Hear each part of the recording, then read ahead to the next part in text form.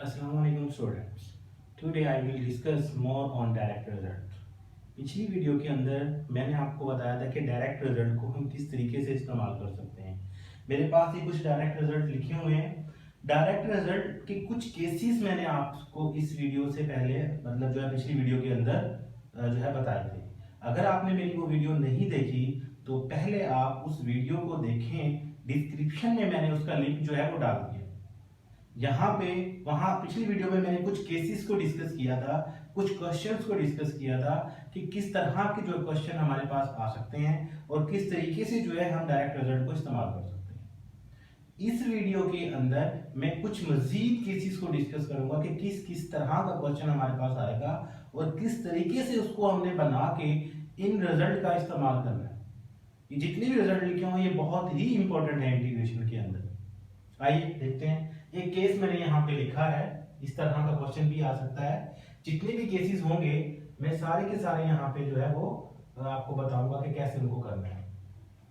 ये केस आया है कि मेरे पास रूट है, लेकिन आपकी फर्स्ट प्रायोरिटी क्या होनी चाहिए, जैसा कि मैंने पिछली वीडियो में बताया था कि आपके पास इन रिजल्ट के अंदर वेरिएबल का भी स्क्वायर है और कांस्टेंट का भी स्क्वायर है। तो आपने सबसे पहले ये देखना है कि क्या वेरिएबल का स्क्वायर है और क्या जो है वो कांस्टेंट का स्क्वायर है।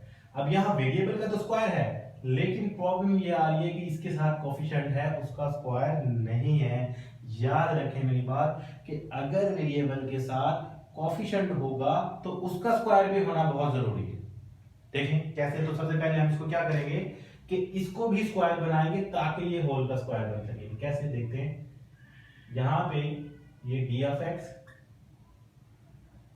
रूट इस 9 को मैं लिख सकता हूं 3 का स्क्वायर और z का स्क्वायर माइनस ये तो बहुत इजी है कि ये 5 का स्क्वायर हो जाएगा। तो ये क्या हो जाएगा मेरे पास, ये हो जाएगा डी ऑफ एक्स रूट। तो मैं इसको एक साथ ही लिखूंगा। क्या लिखूंगा मैं इसको, 3z का होल का स्क्वायर। अगर इसका भी स्क्वायर है इसका भी स्क्वायर, हमारे पास प्रॉपर्टी होती है कि a का स्क्वायर है डॉट b का स्क्वायर है, तो मैं इसको लिख सकता हूं ab का होल का स्क्वायर। तो वही काम मैंने यहां पे किया और माइनस 5 का स्क्वायर।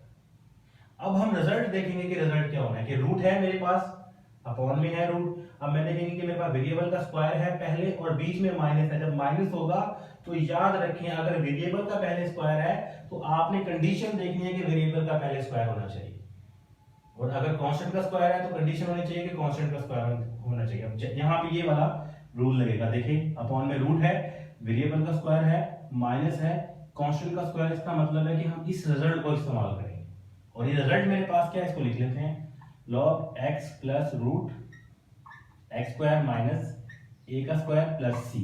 तो अब x की जगह पे मेरे पास क्या है, x की जगह पे मेरे पास z है, तो मेरे पास 3z आ गया। अब ये x की जगह पे, a की जगह पे मेरे पास क्या है, a की जगह पे मेरे पास 5 है। तो जस्ट यही इस क्वेश्चन इस रिजल्ट के अंदर रिप्लेस कर देंगे हम। कैसे, ये आ जाएगा log x की जगह पे क्या आ जाएगा 3z, x स्क्वायर की जगह पे क्या आ जाएगा 3z का स्क्वायर माइनस a की जगह पे क्या आ जाएगा 5 इसका स्क्वायर प्लस c। ये हमारे पास आंसर आ गया। एक और केस देख लेते हैं कि इस तरह भी अगर क्वेश्चन आ जाए तो क्या करेंगे। अब वही काम, सबसे पहले आप बाहर बाहर अगर रूट से बाहर है तो इससे फर्क नहीं पड़ता, हमें इसका स्क्वायर होना जरूरी नहीं है। रूट के अंदर इसकी वजह पता है क्या है कि इसके अगर रूट से पहले यानी कि रूट से पहले कोई x है तो सिर्फ ये एक ही रिजल्ट और यूनिक रिजल्ट है जो एक ही है। जैसे कि ये एक ही रिजल्ट है और इस रिजल्ट के अंदर x का स्क्वायर होना जरूरी है नहीं। तो बगैर x अगर स्क्वायर नहीं भी है तो चलेगा। सिर्फ वाहिद रिजल्ट ये वाला इसके अंदर ऐसा है। तो इसमें भी देखेंगे क्या है कि वेरिएबल का स्क्वायर है, कांस्टेंट का स्क्वायर है, बीच में माइनस। तो यहाँ पे आप देखेंगे कि 4 वही केस आ गया जो पहले था। तो इसको भी हम बनाएंगे कैसे, dx x तो वैसे ही रहेगा, उसी तरह 2 का स्क्वायर, चूंकि 4 है 2 का स्क्वायर हो जाएगा, तो मैं डायरेक्ट इसको लिख रहा हूं 2x का स्क्वायर और माइनस 3 का स्क्वायर। तो इसका किसके इक्वल हो जाएगा, रिजल्ट देखें इसका किसके इक्वल है 1/a sec inverse x upon a plus c। तो अब a की जगह पे आपके पास क्या है 3 और x की जगह पे है 2x, तो सेम रिप्लेसमेंट होगी। तो x की जगह पे क्या है 2x, तो यहाँ पे 2x आ जाएगा।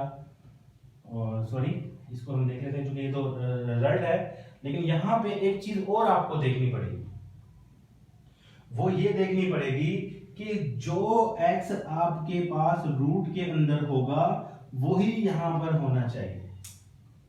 जो x आपके पास रूट के अंदर होगा वही आपके पास यहाँ पे होना चाहिए, लेकिन रूट के अंदर आपके पास 2x है। इस बात का आपने गौर करना है, क्योंकि इस रिजल्ट के अंदर देखिए अगर ये x है तो ये भी x है। ऐसा नहीं कि ये 2x है और ये x है, ऐसा नहीं है। तो ये जरूरी है कि जो टर्म रूट के अंदर होगी x के साथ वही बाहर भी x के साथ होनी चाहिए। तो यहाँ पे 2x है, यहाँ पे x है, तो किस चीज की कमी है? 2 की कमी है। तो आप क्या करेंगे कि इसको बराबर कर लेंगे, पहले 1/2 से डिवाइड भी करेंगे, सॉरी मल्टीप्लाई भी करेंगे और डिवाइड भी करेंगे। तो इसके साथ क्या आ जाएगा 2, ये x पहले था, ये रूट, ये 2x² माइनस 3 इसका स्क्वायर। ये आपके पास अब कंडीशन पूरी हो गई। अब आप रिजल्ट लगा सकते हैं।